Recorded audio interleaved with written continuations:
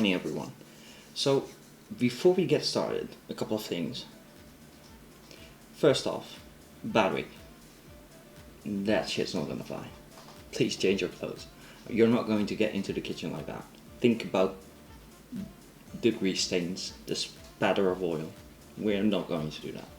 Now, next up, Megan, please stop pulling Mitch's hair. Could you? Would be nice. And Mitch, you've got something on your upper lip, so please, yeah, just kind of clean that up. Alright, now before we get started, alright, can somebody wake up Peepaw, please? Chaos, please, just give him a nudge or something. Don't frighten him though. You might never know when his heart is going to give out, so anyway. I'm glad you all made it here, and I'm going to finally explain to you why all of you guys have such a 2D perspective about the whole making grilled cheese. As a fine worker of this establishment, I couldn't just watch this conversation continue any further without me at least putting my 2 cents in and tell you all you're idiots. So first off, there are 3 basic fundamentals when it comes to making grilled cheese. One is consistency, the second is ingredients, and the third is the way you prepare it. So, to illustrate those 3 different kind of points, I'm going to make 3 different kind of sandwiches in 3 different ways. And if all works out, at the end of this, we'll have this whole debate settled, and you can all just stop arguing this at least. Maybe we can have some discussion about how potatoes are fried best or something, I don't know. Anyway, so we're going to start off with the most easy and the most basic one. It's also the most cheapest. So we're getting like your 2 bread loaves.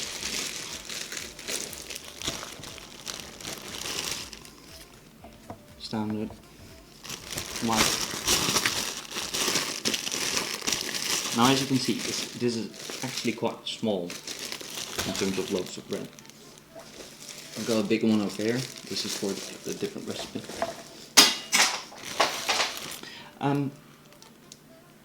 So, when it comes to this specific one, I'm going to show you that ingredients like the cheese are important, but the combination of flavors is what really makes it important. So, basically construction and the chemistry. So I'm actually using cheddar, which I think most of you by now will have paused and say, oh no, that's not really a cheese. And I'll grant it to you, it isn't really, or not as much of the cheesy flavor at least, but that's not really what we're going for with this one. So one over there. Now secondly,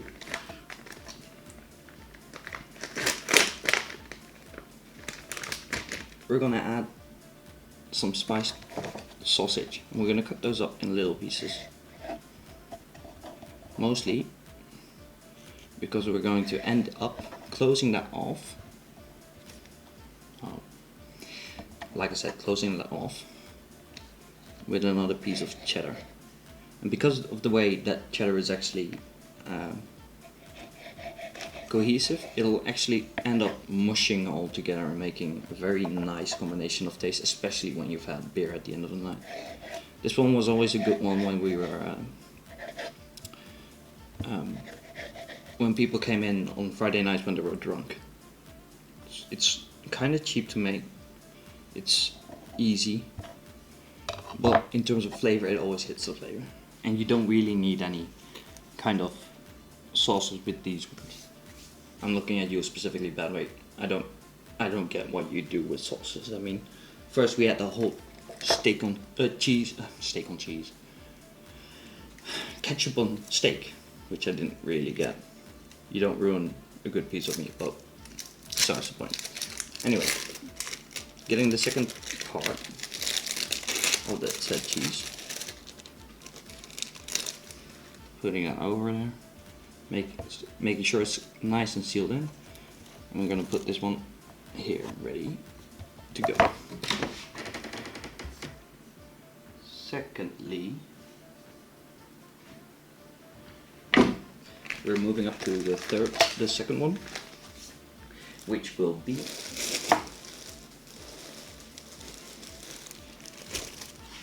very much a case of where the cheese does really make a difference, as well as the way of prepping does. We've got a bigger slices of bread.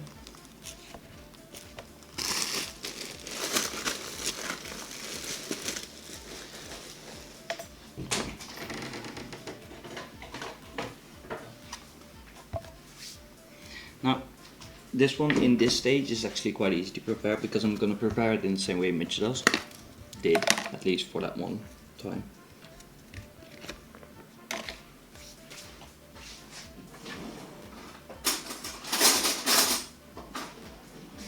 So you get the butter, you just spread it out. Now, when you do butter, be sure to also get every corner, but also the actual crust, if you do it like this at least. Now, for this specific one, we're doing it with just your normal cheese, but the biggest difference with this one is that it's going to be done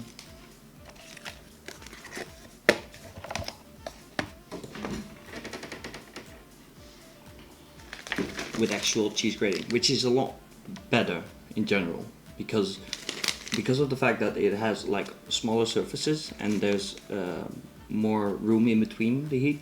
It actually makes the cheese melt a lot quicker, so you don't have to over roast your bread.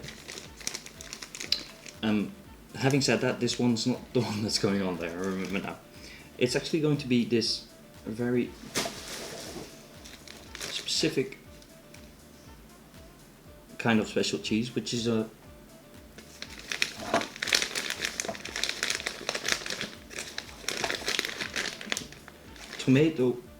tomato pesto cheese. I didn't really know they made these. These were actually not around when I was working in the real sandwich, but I've had it before and it's actually pretty good. So we'll just make sure that we slice off a couple of thin slices. But as you can see, this cheese is very doughy in its substance. It's a very young cheese. Young is a term we use over here for cheese that is more, is softer, generally speaking. Now again, you don't want this to be too thick, but by the same notion, you do want it to cover most of your bread. So now this specific kind of layering of the cheese is actually, because it's pretty thick,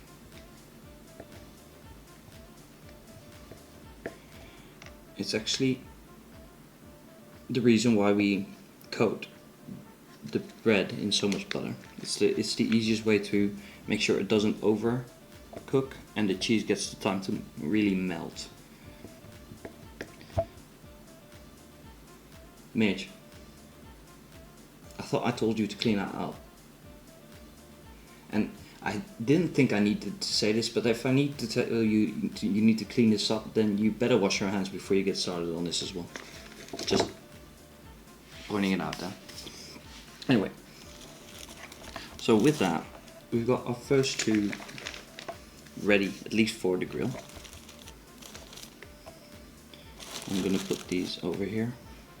Actually, losing a bit of terrain over here, but that's not really that important because the last one isn't actually that complicated. Because the last one is more about what kind of bread you use. Because in all the examples I've just seen like white bread. But I'm here to tell you that if you use like a very dark one, specifically with like seeds on the outside,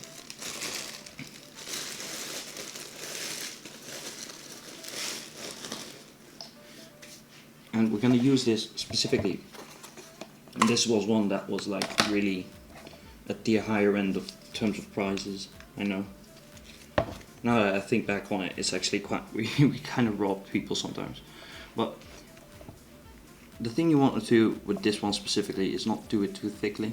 Make sure you actually don't hit the edges, because if you don't hit the edges, it'll actually make a very, very good dry crust, and the nuts on the outside will actually dry roast, which is a very nice accentuated flavor to have. Now, to compensate for the fact that we're more dry roasting these, we're actually going to use the refined cheese for this one. Now, I want to highlight, you're not allowed to use the full powder form, because if you use the full powder form, that's not going to end well for you. You need this because there's actually still a bit of grease in there, that you need the grease in order to make it more of a substance whole.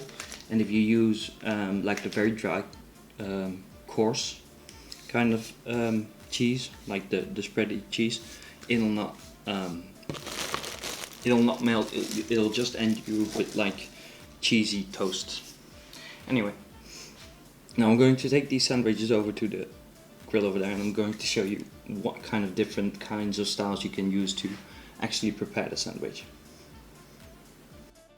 Alright, so we're here, and as you can see, I'm using a dry press for the cheddar one, and that's basically mostly because of the fact that if you press it down like this, it'll actually seal in the liquid cheese and the sausages into the sandwich better. That's the whole reason why with cheddar I prefer to use this over a fried pan. Now, as you can see, I've got two pans on the fryer. Both have their fire on. I've got it at low right now, but you're gonna put it up higher. Now, you want to be sure that the pan is actually already hot before you do it in this specific way. And as you heat both of them up, I'm actually going to use the bigger pan for the special cheese.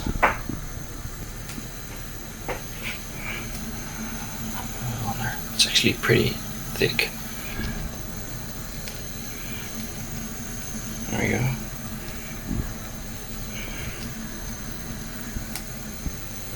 Now, what it means if your cheese is as thick as it just means that you need to flip it more, because you want the heat to gradually turn up, so you need to flip it. So we're actually using the smaller pan for the dry roast, because that means that heat will compartmentalize closest to the crust. Now you've done this. Now, I saw Mitch add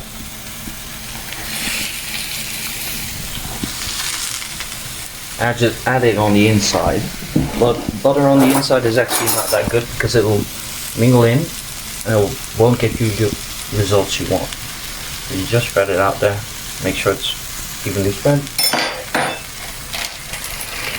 And even add a little bit more. There we go. I gotta keep my eyes out on the first one, because that's going to need its first flip. Just use a spatula. Nice. There we go. Spreading it out evenly. Adding the second piece. And yeah, I'll show you afterwards when it's... So we're back now. I've got the three sandwiches over here. You gotta see the slight color differentiation, but I'll hold them up here as well, just to show you the difference in color. So I'm gonna start off with the cheddar cheese one. I'm just gonna cut that in half.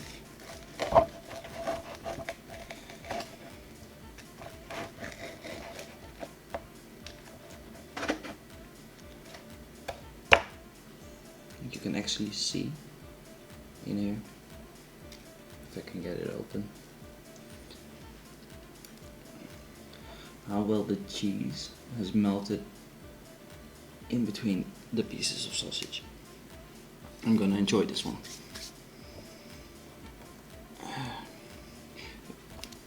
The second one, I need to hold this one for the specific coloration. It's only ever so slightly tint dark, you can see it. The reason it's that dark is because we used both a darker red and slightly less butter. But I can smell the nuts over here right now.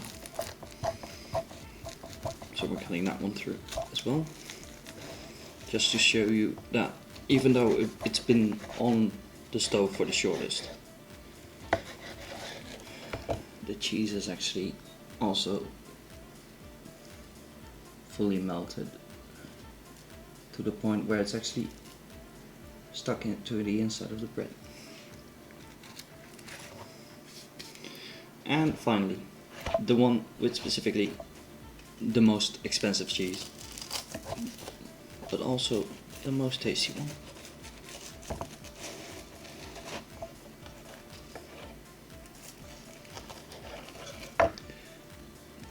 This just looks weird, but that's because of the color of the cheese, but the melting is actually perfect.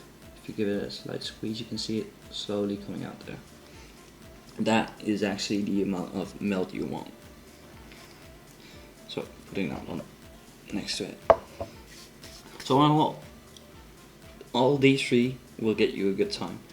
Now it's important to highlight the three things I mentioned at the start, which is ingredients, the consistency, and the way you prep it, so the combination. And if you figure that one out, then here comes the real kicker, guys. This is actually the most important part of the whole video. It doesn't really matter how you make your cheese.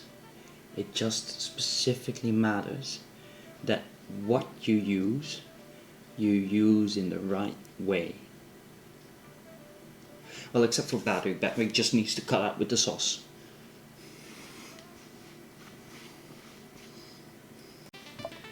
Now, what should I do for next week? Maybe I'll do cookies. I'll compare making content in the commentary community with making cookies. I heard there was this one really good cookie. Anyway, tune in next week when we bake cookies.